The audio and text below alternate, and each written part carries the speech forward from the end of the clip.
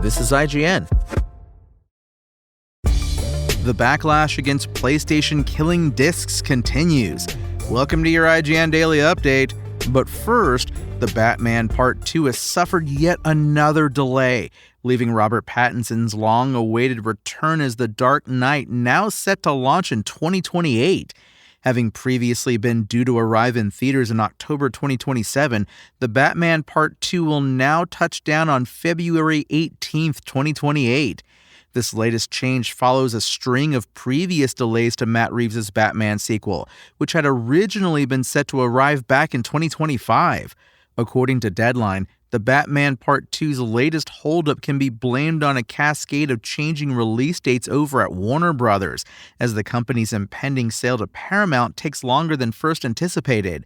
Paramount's $110.9 billion acquisition of the company had been set to be finalized this fall, though was still to be approved by regulators in a string of countries, including the UK and Japan, as well as the European Union. Batman's old October 2027 date is now being filled by The Great Beyond, Warner Bros.' new sci-fi movie from J.J. Abrams that stars Glenn Powell and Jenna Ortega. By the time this film launches in 2028, hopefully, almost 6 years will have passed since The Batman launched back in March 2022.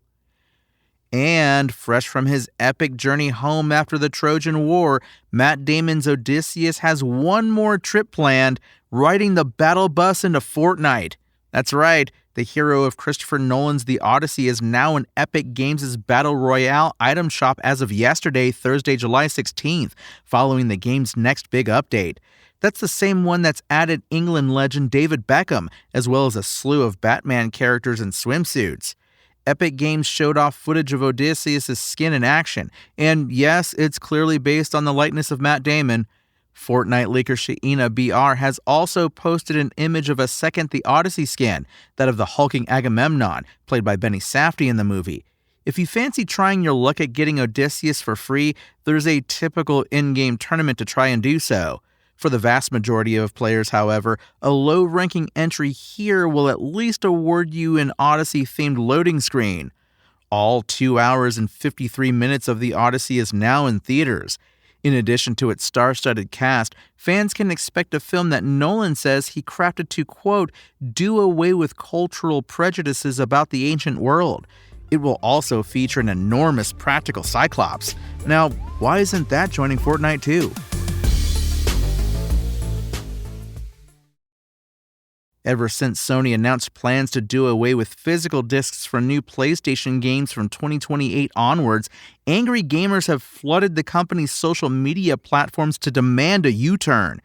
This, in turn, has overshadowed PlayStation's online activity. Spare a thought for the people who found themselves bearing the brunt of the backlash just because they were in PlayStation's first social media post since the disc-killing announcement. Now, great new games are getting caught in the crossfire. The digital-only Dench attack from indie developer Undercoders launched earlier this week, and PlayStation promoted the release across its social media channels. This is a game with rave reviews. IGN's Dench attack review returned a 9 out of 10, and it deserves its moment in the sun. But unfortunately, Sony's decision to kill physical discs has cast a long shadow on all things PlayStation, and core gamers won't let this one go. Some are using PlayStation's Dench attack out today on PS5 social media post as a jumping-off point to call for people to boycott its release on Sony's console, pushing for people to buy it elsewhere. It's also out on PC, Nintendo Switch 2, and Xbox Series X and S. Do not play this on PS5, declared fighting game content creator Avatar Yaya in a QT viewed over 700,000 times. It's also out today with a stellar PC port and a lock 60 on Switch 2. Buy it elsewhere, another said. Only Sony will know if the online backlash ends up affecting Dench attack on PlayStation in commercial terms, and we imagine the developers at Undercoders will just want people to enjoy their game wherever they think best. But it's hardly ideal to see Dench attack's PlayStation release caught up in the backlash simply because of unfortunate timing. With no Sony U-turn in sight, developers releasing new games on PlayStation will probably have to accept that they'll likely see the same sort of reaction Dench attack is getting, at least for the foreseeable future. That's your IGN Daily Update. My name is Tony Jackson, and if you want more news on your favorite games and entertainment topics, make sure to visit us at IGN.com. You can also download our free app on your phone or console and subscribe to our weekly podcasts through the podcast service of your choice.